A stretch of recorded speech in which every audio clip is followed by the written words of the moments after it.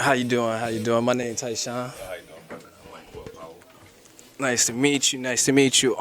You want to introduce the people, let them know a little bit about yourself and what you're doing, and exactly why you're here today for the event and all of that stuff. Yeah, absolutely. My name is Miquel Powell. I'm the founder of the Reentry and Community Development Center. So we do is we work with brothers and sisters who was recently released from jail or prison, and I'm also a newly elected Police Accountability Board member too. Okay. So I just came to read some stories to the Children for Black History Month at the request of Divine. Okay. That's dope. That's dope. And what is the Police Accountability Force? That's what it's called? Police Accountability Board. Oh, a board. You want to explain what that is? The Police Accountability Board, it was just on the ballot in the community voted for 75%. What it does is it investigates any allegations of police misconduct, and we have the power to subpoena, offer recommendations of discipline, and to review some of the policies and procedures of the police force to see if they can potentially have any negative impact on the community at large. Yeah. So it's a 9-member board, and we just came together probably about a month ago. But last November it was passed as a referendum. Oh, that's awesome. That is awesome. So if like someone felt like the cops did them wrong or something like that, who would they contact? How would they get involved with your board to get some help with their situation? Right. So right now, we're not accepting complaints ourselves. We're still in the forming process. But there are avenues to where you can still file a complaint with the Rochester Police Department. And there's another one too. But if there's a way that I can leave the link or something like that, I can do it. But there is ways that you can still file a claim, but just not through the Police Accountability Board at this moment. Okay. All right.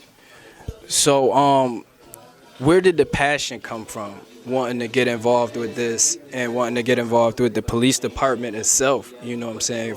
Especially for like a black man coming from a community like this, stepping into that area seems like a scary place to be. You know what I'm saying? And taking that fight into your hands, where did that passion come from? So I'm a Rochester native, and I come from Cyrus Street area, and my neighborhood is in the middle of what they call the Fatal Crescent, or the crescent of poverty. So I came up in that environment. I wind up going to prison for a long time. And then when I came home, when I went back to school, what I went back to school was for social work. So I'm a social worker, I'm an activist. So I just want to give back to my community. And our brother, Dr. Martin Luther King, our ancestor, actually, he said that a threat to justice anywhere is a threat to justice everywhere. Right. So I recognize that, and I want to continue the legacy of our ancestors. So if I can be involved, that's what I look to do. Yeah. Oh, that's awesome. That's awesome. So are you like informed a lot about the black history and a lot of the things that we've been through? And how do you feel about it being taught in schools? And do you think it need to be taught more in schools than just February? Or just when one of our ancestors died, take that day to talk to them about who they were, but that's it. You know what I'm saying? Do you think the black history is important for schools to teach it? Absolutely, 100%. The black history is really the whole year round.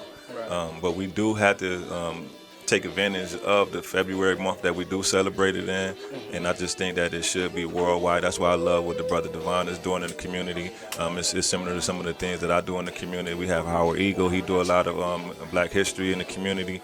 So what we got to do is just support one another. And at the end of the day, if we really want to get serious, sometimes sooner or later we have to have our own. We have to have our own schools to where we can teach our own curriculum and our own history. My kids, they go to the urban suburban program, and in one of my daughter's class, I just noticed a picture was sent home, and in the background you can see the calendar. The calendar is as if the entire month of February was Valentine's Day. So they got hearts all around in February. So it's only about Valentine's Day this whole month. Yeah. And we know that February 14th is the only Valentine's Day. But there's no black history on that calendar. Right. So that's something that I have to definitely look into because I don't appreciate that. Yeah. The urban suburban program, yeah. So how do you feel about that? Like I felt when I first heard it, because I don't know much about it. Like my nephew is in the urban suburban program, but I personally don't know much about it. So when I hear about it, it sounds like it's separating. Like it sounds like it takes the smart black kid out of the ghetto or out of their situation and put them in this and see if they can react. And sometimes that could be detrimental because maybe they don't adjust the same, or now they get labeled this. You know what I'm saying? Like, how do you feel about that, like the separation? Well, right now we know the Rochester City School District not performing too good. So if you got the opportunity, at the end of the day, it is about education. So if you got the opportunity to provide your children with a different type of education, I don't think there's nothing wrong with taking advantage of that. But at the same time, you just can't abandon the Rochester City School District. So you still got to be working with activists to try to enhance that social system and make it better. So it's similar to like moving out of your neighborhood and moving into the suburbs. That's fine too, but just make sure you're coming back to rebuild where you left. I just think that is an opportunity to get different type of education until our educational system didn't get where it want to be, or we have our own. Parents should do what's necessary to make sure their children get the best education. Very important for the kids to get educated and learn different ways to be successful. And what I want to know is, do you have any politicians that you think can get the job done that you want to get done? Is there people that you would want to endorse or, ask for help from, to get the community involved and things like that? Like, what would you say? We have a few politicians that I endorse. Ernest Flagler, he's running for New York State Senate. Vince Felder, he's a good brother. And Howard Eagle, he was running for the Rochester City School District, but the people didn't get behind him. I don't know why. But yeah, there's a few politicians that's running that I support strongly. Mm-hmm. Yeah, and when you hear them speak, they speak with so much passion about it. And I think that's what gets me, is the passion behind someone like Howard Eagle that you mentioned.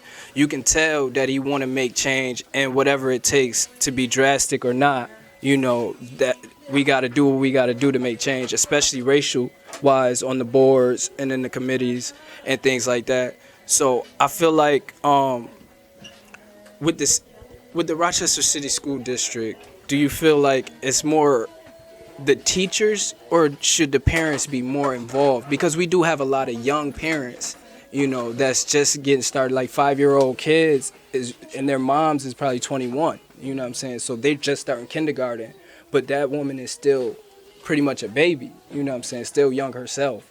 So do you think it's like important for the community to come together and help as a village, or do you think the teachers and the city officials need to step up on their job as well? It goes back to the village thing. It takes the village to do it. So I think everybody has to play their part, but you have to know what part you're playing. So right now, we need more teachers that look like the students. Right.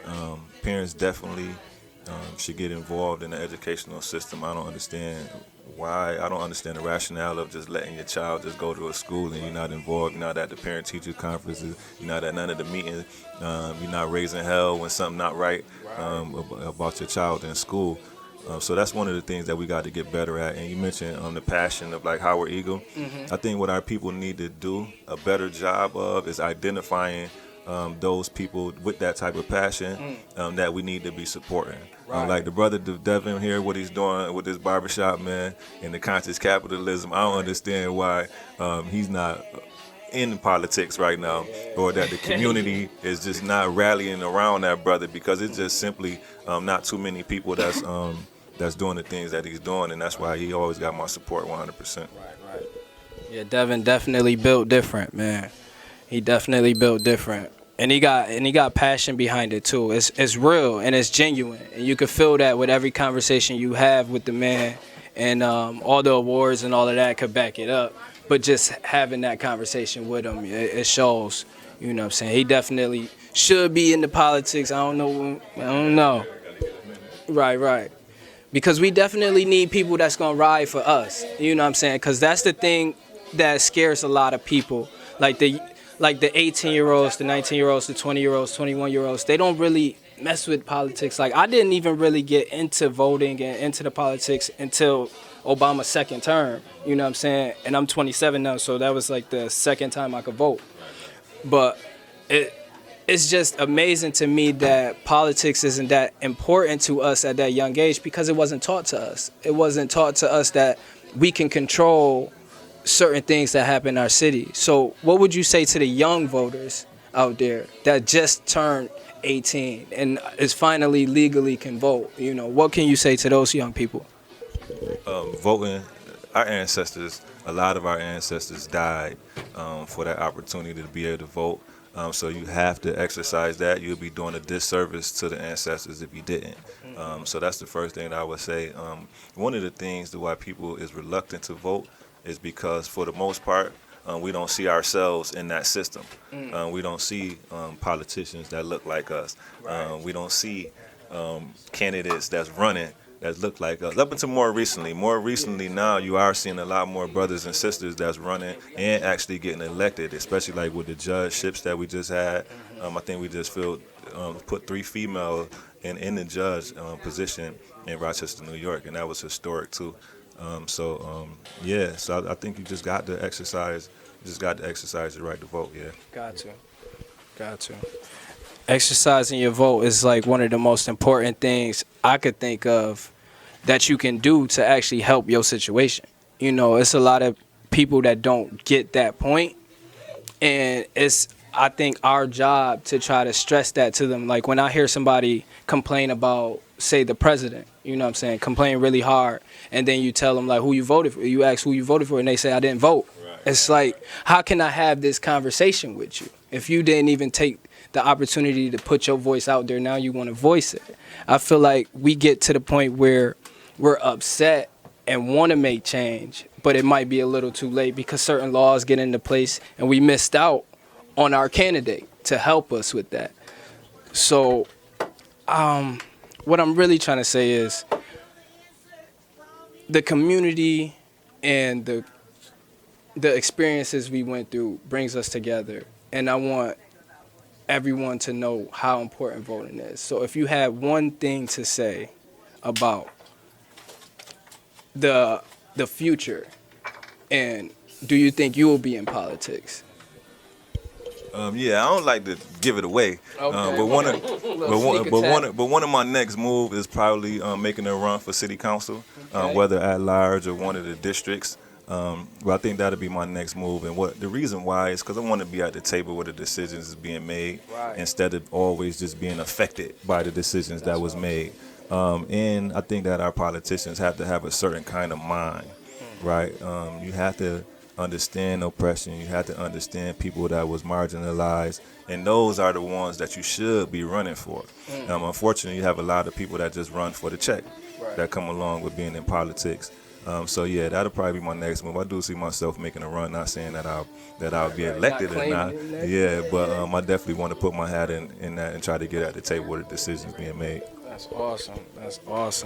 And so, what will be some of the issues you think you will run on if you ever got into that position, into that mental space to do that? So again, I don't want to give it away, right? Because what happens is that when you start talking about some of your issues that you want to run or you want to raise prematurely, then people put that on their card. Right. This what I want to raise when I get in there. Nah. You wasn't thinking about that, brother. I feel you. I definitely feel you. But definitely, what I want to do, one of the things that I will be running for, is making sure that our most oppressed neighborhoods is built.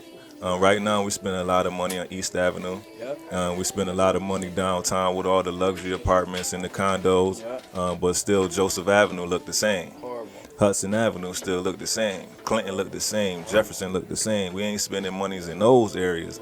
Right. So if I was to ever get on city council, I'd be making sure that those areas is always in the conversation. Right. That's definitely something that's been on my mind, because St. Paul, like, I lived on Joseph Avenue. I went to 22 school my whole life.